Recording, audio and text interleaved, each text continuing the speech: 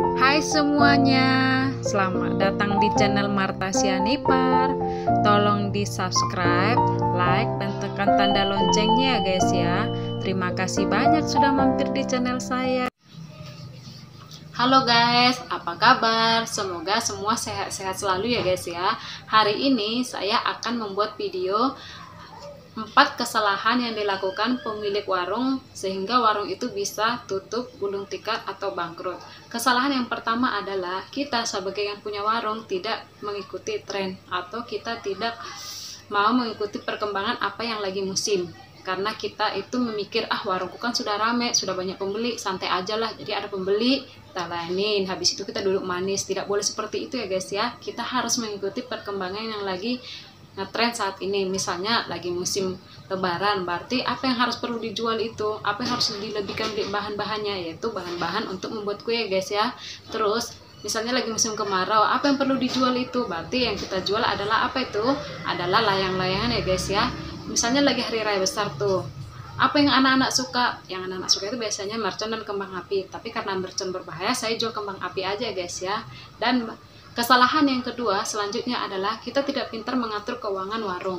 Jadi yang punya warung itu kita harus pintar menyisihkan sedikit demi sedikit untung dari warung ya guys ya. Kalau saya caranya itu dengan cara ikut arisan. Jadi mau tak mau itu arisan harus dibayar tiap bulan ya guys ya. Jadi kita harus pintar-pintar menyisihkan, entah itu 3.000, 4.000, 5.000, tergantung berapa keuntungan yang kita dapat ya guys ya. Jadi untungnya itu jangan ditabung semua guys. Sebagian buat belanja barang yang nggak ada di warung, sebagian lagi sisihkan sedikit demi sedikit saja buat untuk nabung ya guys ya. Bisa di celengan, bisa disimpan di mana aja guys. Kalau saya sih lebih aman itu ikut arisan guys ya. Dan saya paling suka itu dapat nomor terakhir guys, jadi anggap saja saya menabung guys. Terus selanjutnya kesalahan yang ketiga yang dilakukan sehingga warung itu bisa tutup atau gulung tikar adalah kita memiliki sifat egois.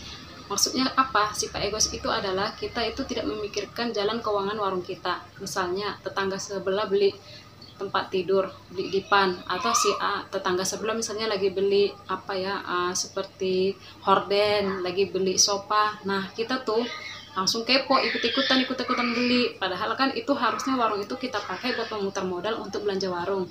Tapi karena kita juga kepo, ingin ikutan seperti tetangga, nggak bisa menahan nafsu, akhirnya itu uang warung bisa hancur guys, nggak nampak, nggak jelas. Ujung-ujungnya yang ada warung kita bisa tutup ya guys ya, karena kita tidak pintar mengatur keuangan. Dan kesalahan yang keempat yang kita lakukan adalah kita memberikan bon kepada pembeli. Jadi saya pernah pengalaman ya guys ya, saya itu orangnya gampang kasihan, gak tegaan. Namanya juga saya pernah hidup susah guys ya, saya juga pernah ngebon waktu itu guys. Jadi saya ngerasakan gimana rasanya hidup susah itu seperti apa. Cuman waktu itu saya prinsipnya bayar setiap gajian, saya bayar bon saya di warung ya guys ya. Nah pembeli saya justru kebalikannya, udah mau giliran pembayaran nggak nampak tuh orang, yang ada kita capek nagih ke rumah dia yang ngebon, kita pula yang capek nagihnya. Udah gitu dia lebih galak daripada kita guys, dia yang kita tagih malah dia yang balik ini bilang sabarlah. Nah itu guys, jadi sebagai yang punya warung usahakan tidak memberikan bon ya guys ya, karena saya udah punya pengalaman, bon itu membuat warung kita bisa bermasalah ya guys ya. Jadi harus pintar-pintar ya guys ya. Kalau seandainya ingin tetap membeli bon, ya itu dibatasi ya guys ya. Misalnya udah 50.000 nih, oke cukup sekian bayar. Kalau enggak, kalau kalian punya modal besar, misalnya bonnya udah 300.000, udah cukup sekian. Kalau dia mau ngambil lagi, jangan dikasih lagi. Bisa pakai solusi itu ya guys ya. Nah itulah guys 4 kesalahan yang dilakukan pemilik warung sehingga warung itu bisa gulung tikar ya guys ya. Jadi buat kita semua, usahakan sebelum memulai usaha itu kita mulai dengan doa ya guys ya, supaya usaha kita laris manis guys. Oke guys, semoga video saya bermanfaat ya guys ya. Mohon maaf jika ada salah kata. Sampai ketemu di video selanjutnya guys, bye.